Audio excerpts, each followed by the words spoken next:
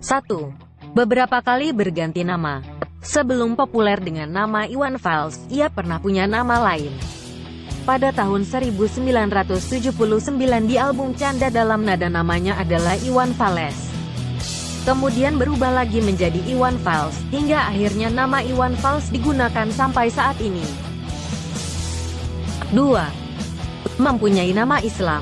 Pada tahun 2011 Iwan Fals pernah melakukan perjalanan religi, di mana pada saat itu ia diberikan sebuah nama oleh seorang pimpinan pondok pesantren.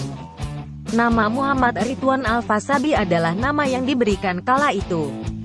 Selain nama, Iwan Fals juga mendapatkan sebuah lahan atau tanah wakaf yang digunakan jika Iwan Fals ingin membuat sebuah pesantren.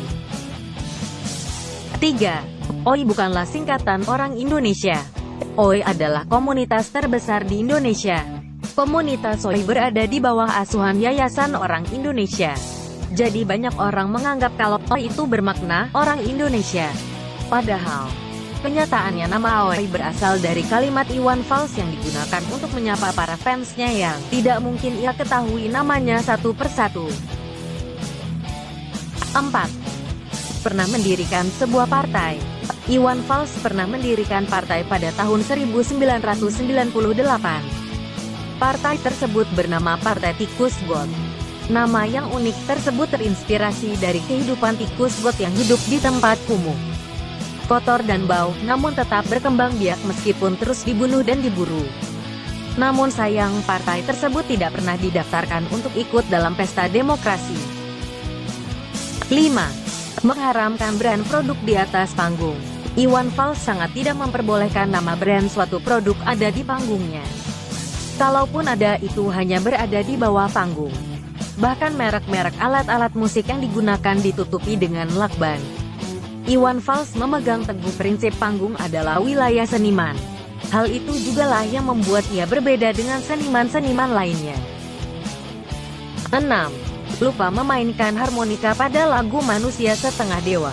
Lagu Manusia Setengah Dewa yang juga menjadi nama album Manusia Setengah Dewa yang diproduksi pada tahun 2003 ternyata memiliki sebuah cerita. Lagu tersebut sebenarnya selain diiringi dengan gitar juga diiringi dengan permainan harmonika. Namun hal itu disadari setelah album diproduksi dan dipasarkan. Namun hal itu tetap membuat lagu tersebut tetap enak untuk didengarkan. 7. Pernah ingin membakar album Hijau. Album Hijau yang diproduksi oleh Prosound pada tahun 1992 ternyata menyimpan beberapa konflik. Iwan Fals pernah mengancam akan membakar album Hijau. Hal itu ia lakukan karena beberapa persyaratannya tidak dipenuhi. 8. Menolak difoto pada album Hijau. Konflik pada album Hijau telah diselesaikan. Namun Iwan Fals kembali berulah. Ketika ia akan difoto oleh Dik Doang untuk dijadikan cover album, ia malah tidak berpose sesuai dengan arahan. Ia malah melingkarkan jarinya ke mata seolah meneropong ke arah kamera. Hal itu membuat Dik Doang geleng-geleng kepala. Mau difoto kok malah ngeledek, tutur Dik Doang. 9. Salah tulis pada album Sumbang. Pada album Sumbang, terdapat sebuah judul lagu, Jendela Kelas 1. Ternyata judul lagu tersebut sebenarnya adalah Jendela Kelas. Dan nomor 1 itu adalah nomor urut lagu.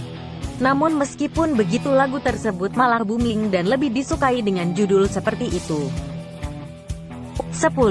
Tidak ada lagu Anissa dalam album Aku Sayang Kamu. Pada cover album Aku Sayang Kamu, terdapat lagu Anissa dalam daftar lagu. Tapi ternyata lagu tersebut tidak ada dalam kaset.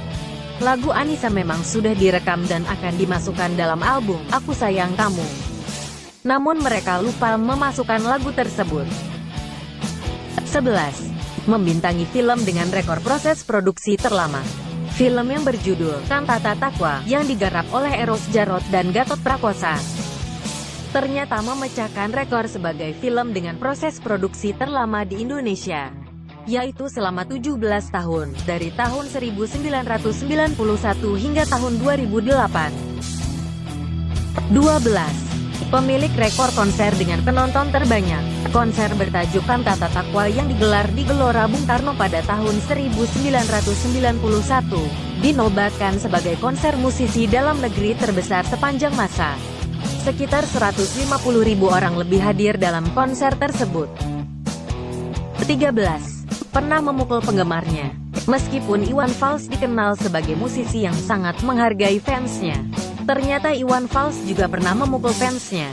Hal itu terjadi pada tahun 1998 pada sebuah konser berjudul Kantata Takwa Samsara.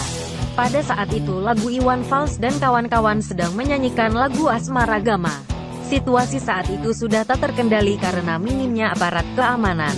Puluhan penggemar naik panggung untuk memeluk para idolanya.